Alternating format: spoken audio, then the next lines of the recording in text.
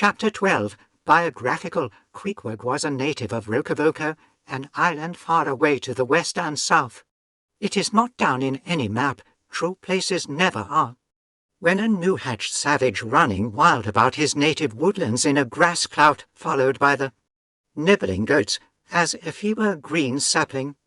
Even then, in Queequeg's ambitious soul lurked a strong desire to see something more of Christendom than a specimen whaler or two. His father was a high chief, a king, his uncle a high priest. And on the maternal side he boasted aunts who were the wives of unconquerable warriors. There was excellent blood in his veins, royal stuff, though sadly vitiated, I fear, by the cannibal propensity he nourished in his untutored youth. A Sag Harbor ship visited his father's bay, and Queequeg sought a passage to Christian lands. But the ship, having her full complement of seamen, spurned his suit. And not all the king his father's influence could prevail, but Queequeg vowed a vow. Alone in his canoe, he paddled off to a distant strait, which he knew the ship must pass through when she quitted the island. On one side was a coral reef, on the other a low tongue of land, covered with mangrove thickets that grew out into the water. Hiding his canoe still afloat among these thickets, with its prow seaward, he sat down in the stern, paddle low in hand. And when the ship was gliding by, like a flash he darted out, gained her side with one backward dash of his foot capsized, and sank his canoe, climbed up the chains, and throwing himself at full length upon the deck, grappled a ringbolt there, and swore not to let it go, though hacked in pieces. In vain the captain threatened to throw him overboard, suspended a cutlass over his naked wrists. Queequeg was the son of a king, and Queequeg budged not. Struck by his desperate dauntlessness and his wild desire to visit Christendom, the captain at last relented, and told him he might make himself at home. But this fine young savage, this sea prince of Wales, never saw the captain's cabin. They put him down among the sailors, and made a whaleman of him.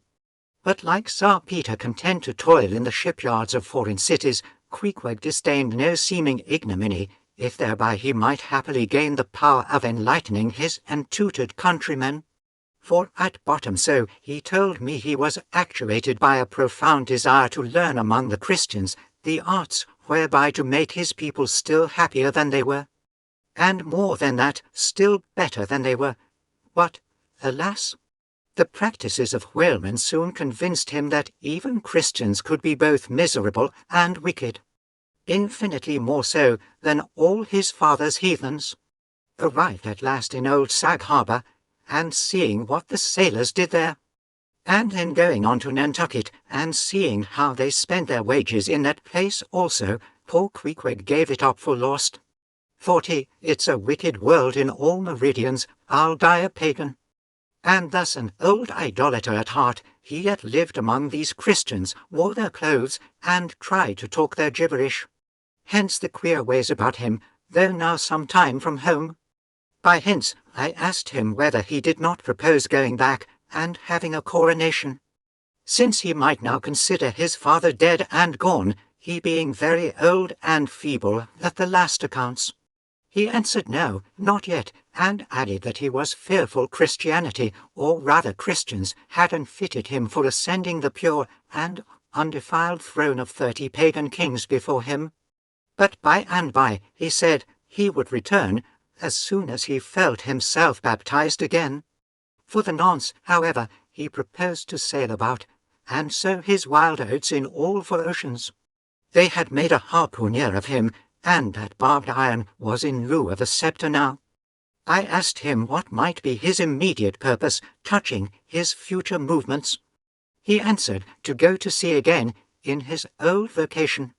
Upon this I told him that whaling was my own design, and informed him of my intention to sail out of Nantucket as being the most promising port for an adventurous whaleman to embark from. He at once resolved to accompany me to that island, ship aboard the same vessel, get into the same watch, the same boat, the same mess with me, in short to share my every hop. With both my hands in his, boldly dip into the potluck of both worlds, To all this I joyously assented, for besides the affection I now felt for Creekwork, he was an experienced harpooner, and as such could not fail to be of great usefulness to one who, like me, was wholly ignorant of the mysteries of whaling, though well acquainted with the sea as known to merchant seamen. His story being ended with his pipe's last dying puff, Creekwick embraced me, pressed his forehead against mine, and blowing out the light, we rolled over from each other this way and that, and very soon were sleeping